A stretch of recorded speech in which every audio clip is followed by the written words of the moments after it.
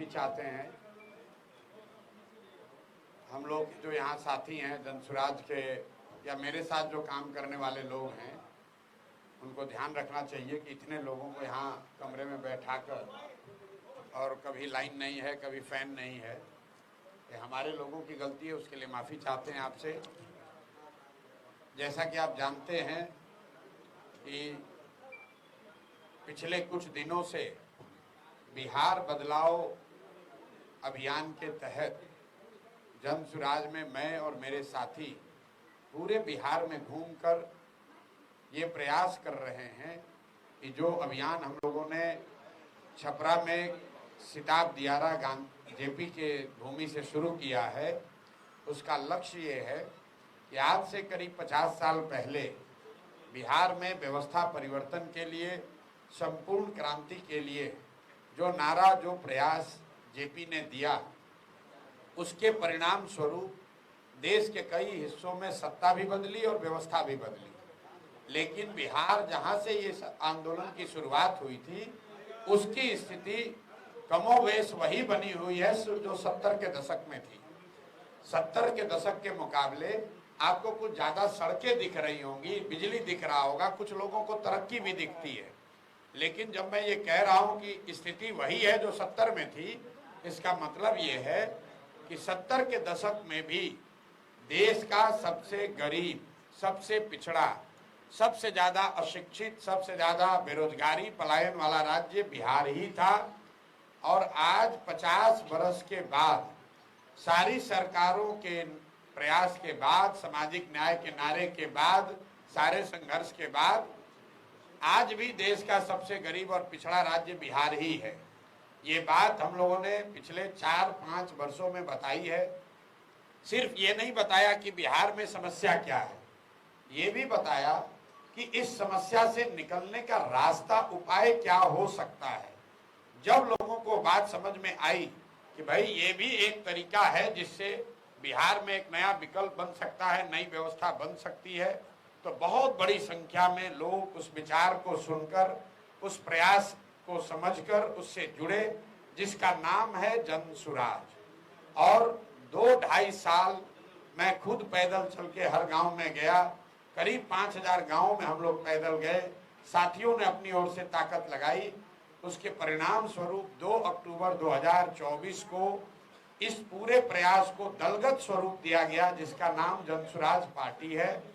और 2 अक्टूबर के बाद से पिछले 5-6 महीने में पूरी ताकत उस दल के संगठन को बनाने और उसके विस्तार में लगाया गया है।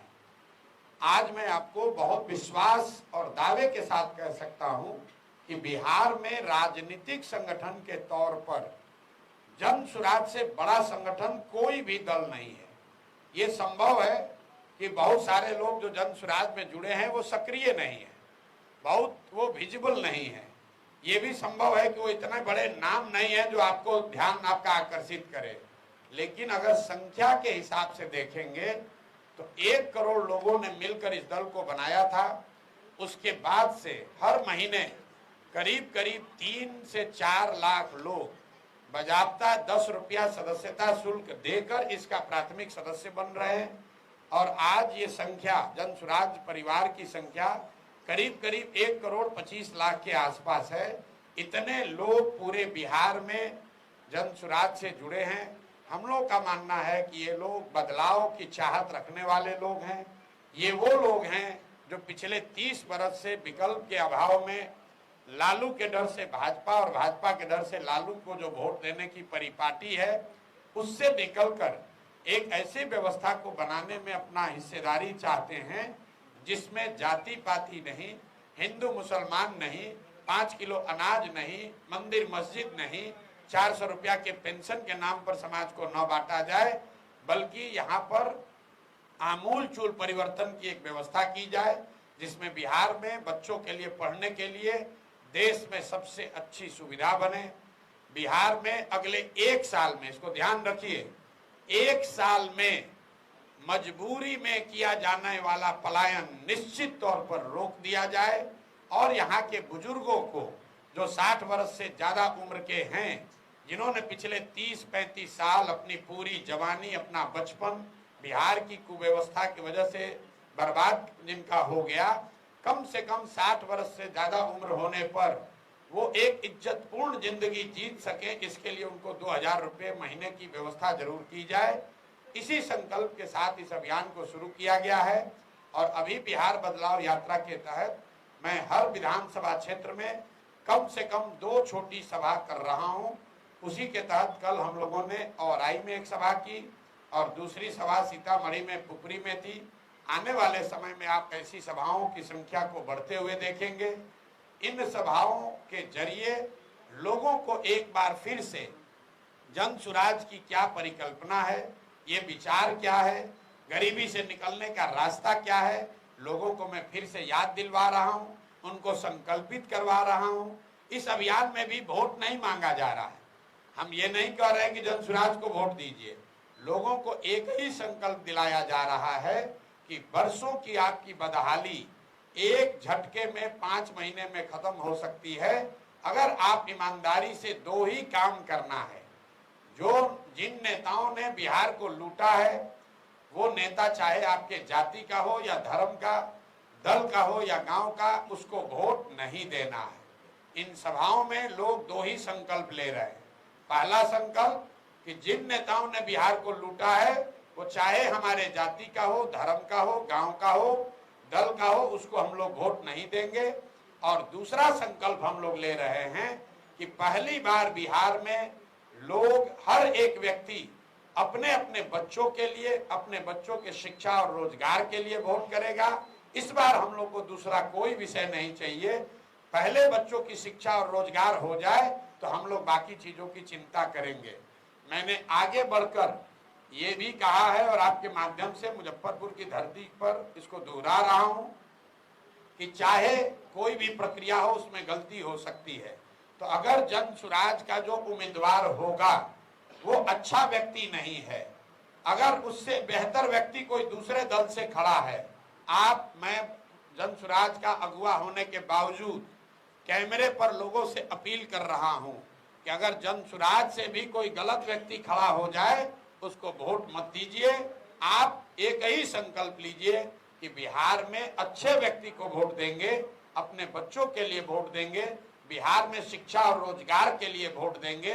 यही संकल्प को फिर से घर घर जाकर पहुंचाने के लिए बिहार बदलाव यात्रा हमने शुरू की है।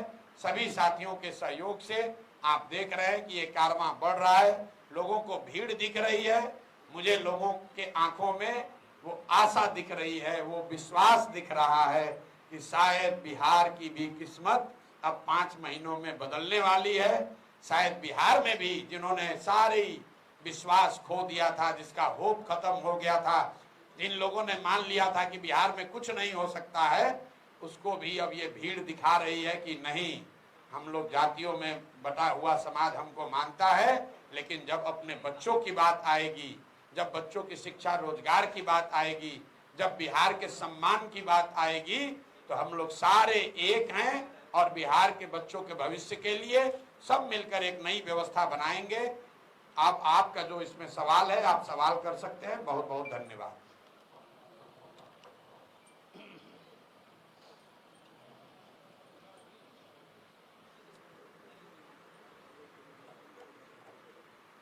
सवाल नहीं है तो अब हम लोग आगे बढ़े।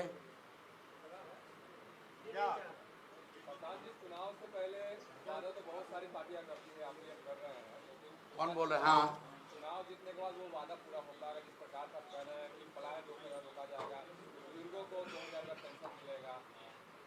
मेरे भाई, आप कितने दिन से पत्रकारिता करते हैं हमको मालूम नहीं है, लेकिन अगर आप मुजफ्फरपुर में पत्रकार हैं तो मुजफ्फरपुर में कम से कम 1 महीना तो मैं गांव-गांव पैदल चला हूँ और यहाँ की सभाओं में मैं क्या कहता हूँ आप जरा जाकर उसको भी सुनिए।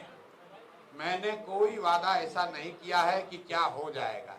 हम तो भाषण की शुरुआत में ही कहते हैं कि अगर आप मेरे बात पर भरोसा करके वोट करोगे तो जैसे आपके साथ पहले धोखा हुआ है वैसे मेरे साथ भी धोखा हो सकता है, लेकिन अगर आप सही रास्ते पर चलकर वोट करोगे, हम तो मन से कहते हैं जिसको वोट देना है दो, क्योंकि बिहार में लोगों की लोकतंत्र की जो समझ है उस पर धूल जम गया है।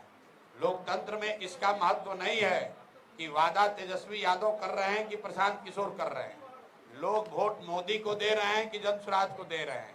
महत्व इस बात का है कि आप वोट किस बात के लिए दे रहे हैं।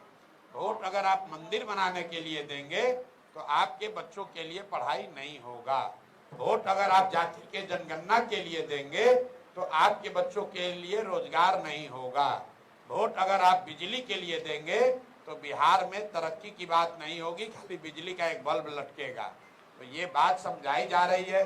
अगर पत्रकार होने के नाते 2 बरस 3 बरस देखने समझने के बाद आपको ये पता ही नहीं चला कि जनसुराज का विचार और प्रयास क्या है, इसीलिए तो बिहार को सुधारने में इतनी मेहनत करने की जरूरत है।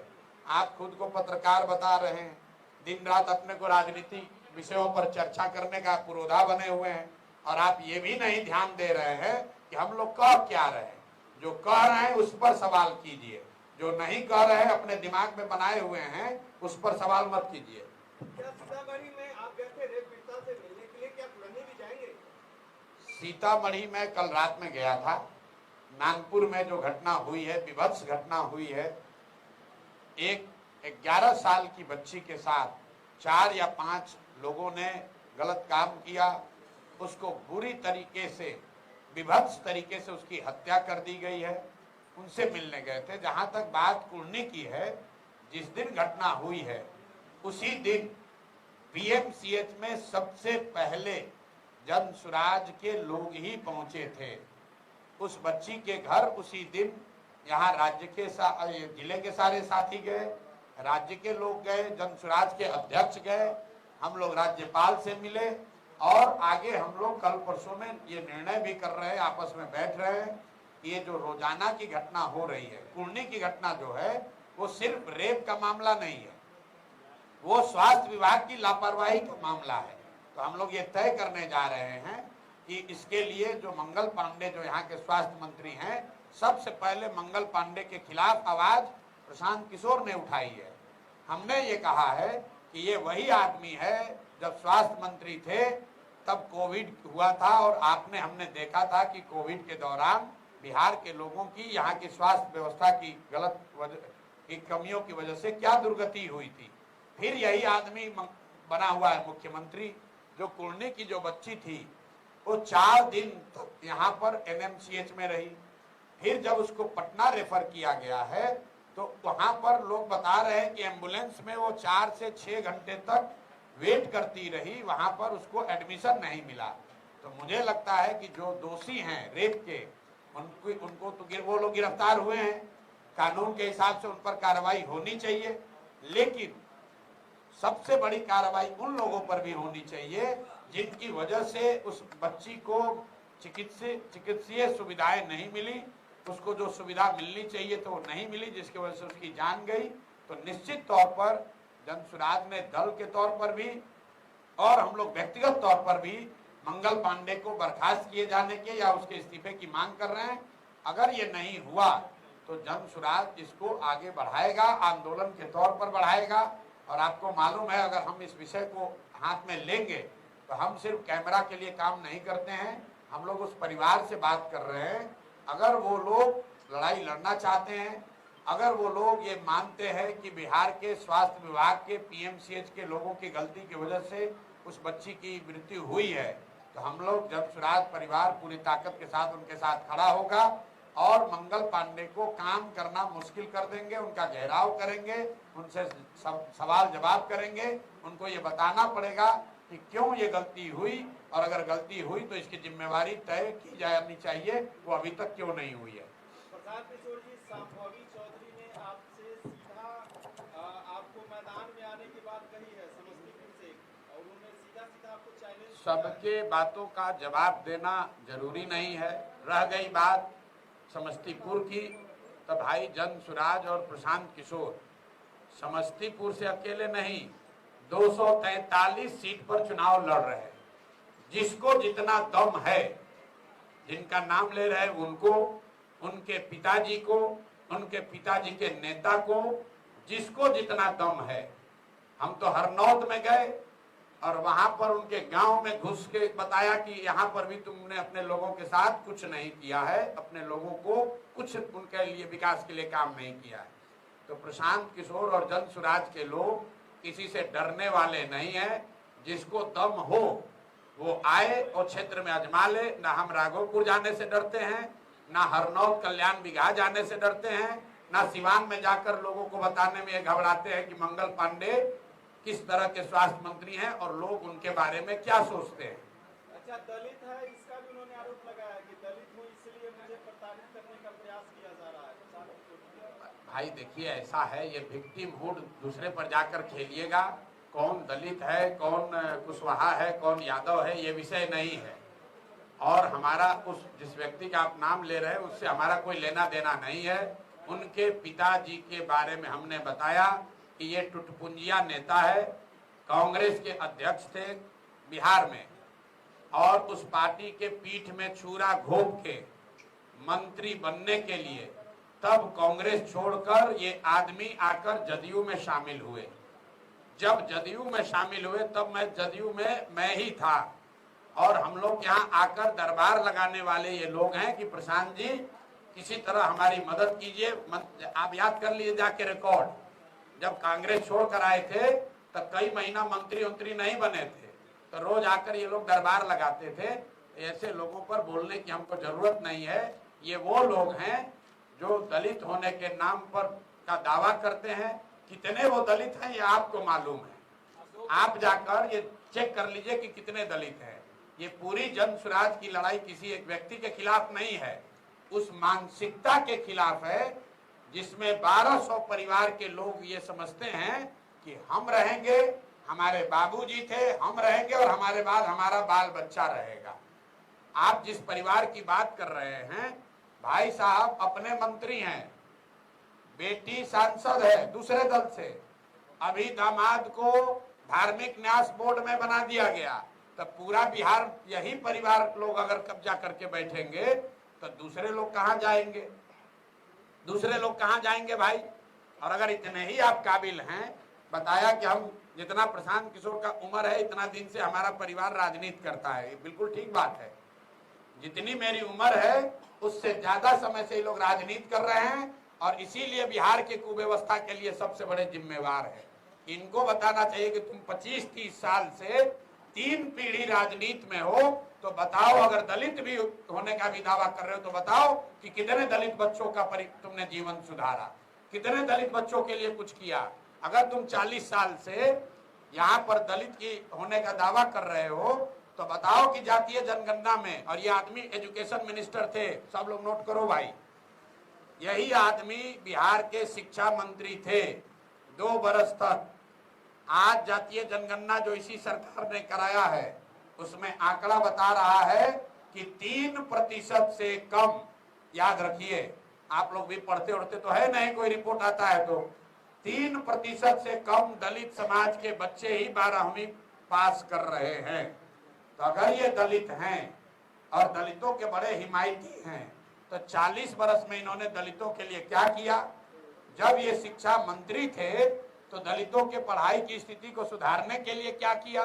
अरे भाई, दलित होने के नाम पर रिजर्व सीट से लड़ते हो और अपने पिताजी के नाम पर आप आए और आपके नाम पर आपके दूसरे पीढ़ी के बच्ची और दामाद आ रहे हैं, उसके बाद उनके बच्चे आएंगे।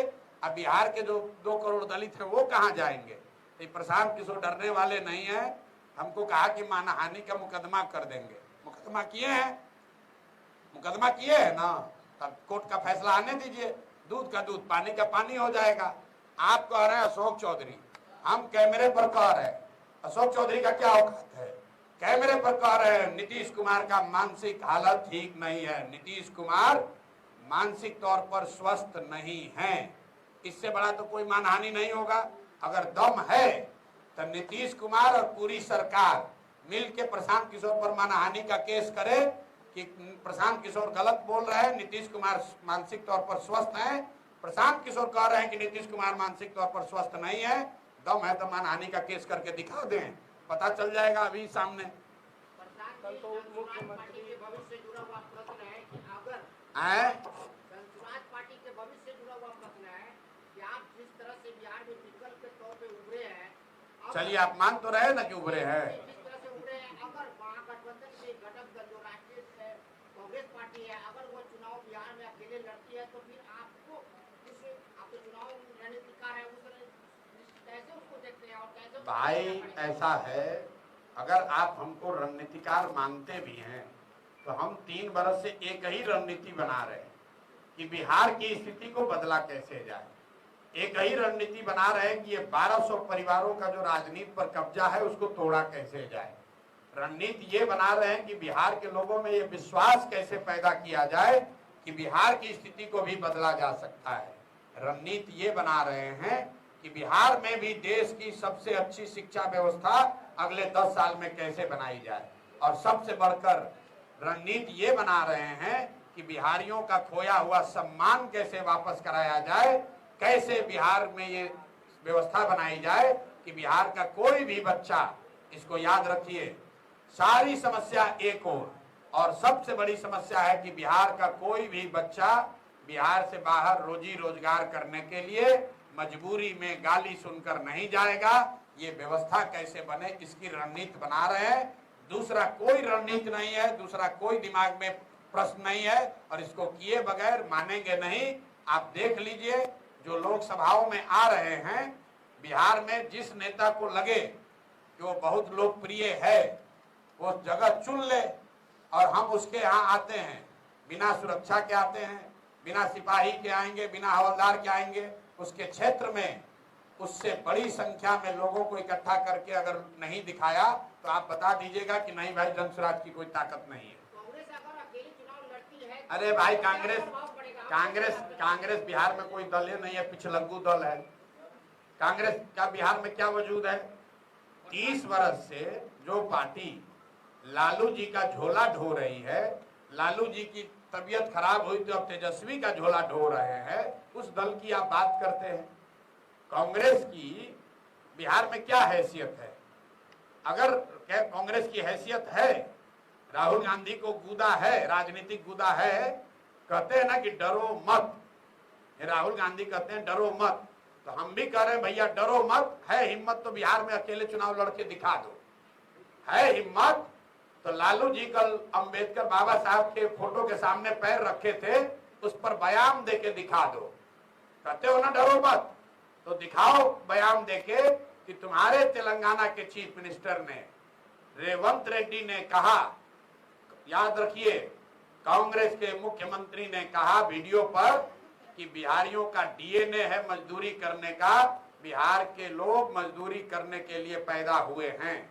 तो अगर नहीं डर रहे हो, हिम्मत है, बिहार में आते हो, तो बताओ कि तुमने तेलंगाना के मुख्यमंत्री के इस बयान पर क्या जवाब दिया, क्या कार्रवाई की। अगर बिहार के लोग मजदूरी करने के लिए पैदा हुए हैं तो भाई तुम बिहार में वोट लेने काहे आए हो? तेलंगाना में ही राजनीति करके देख लो। एक सवाल है कि चुनाव का वक्त है, आने वाला समय में दूसरे दल से किसी जो विधायक सांसद बने हुए हैं वो आपके पार्टी में आते हैं तो उनको टिकट मिलेगा आपकी पार्टी? मेरे भाई, जनसुराज ने पहले तय कर दिया 243 सीट पर लड़ेंगे। जनवरी से लेकर आवेदन हम लोग लेना शुरू कर दिए, बाजाबता 21,000 रुपया ले रहे हैं। कोई ये भी नहीं है कि मुफ्त में नहीं, 21,000 रुपया जमा करके लोग आवेदन दिए। जो आवेदक है वो पर टेबल के नीचे नहीं, कमरे में बात के आधार पर नहीं, अपने क्षेत्र में फोटो, बैनर, पोस्टर लगाया है, उस पर लिखा है संभावित उम्मीदवार जनसुराज। क्यों कराई गई है व्यवस्था? ताकि क्षेत्र की जनता देखे कि कौन लोग हैं जो जनसुराज से उम्मीदवार हो सकते हैं। जब सर्वे हो रहा है, हम खुद जा रहे हैं, संगठन के साथी उसमें जुड़े हैं, वो बता रहे हैं कि भैया ये जो 5 आदमी घूम रहा है, इसमें कौन सबसे अच्छा व्यक्ति है। जिसको जनता सबसे अच्छा बताएगी, वो चाहे कमजोर हो या मजबूत हो, लड़ेगा वही जो जनसुराज का हिस्सा है। 2-4 कहीं अपवाद हो जाए उसकी बात नहीं है, लेकिन 243 में 90% लोग वही चुनाव लड़ेंगे जो पहले चुनाव नहीं लड़े हैं, किसी राजनीतिक व्यवस्था से नहीं जुड़े रहे हैं, और जनसुराज के इस विचार को, प्रयास को घर घर पहुंचाने में कमदा लगाए हैं। इतना बात तो बिहार में सब आदमी जानता है कि बिहार में किसी के पास इतना संसाधन, इतना दम नहीं है कि वो प्रशांत किशोर और जनसुराज के ईमान को खरीद सके। तो जनसुराज में टिकट वही पाएगा जिसको जनता चाहेगी, ये बिल्कुल स्पष्ट आप मान लीजिए। ठीक है भैया, खत्म किया जाए।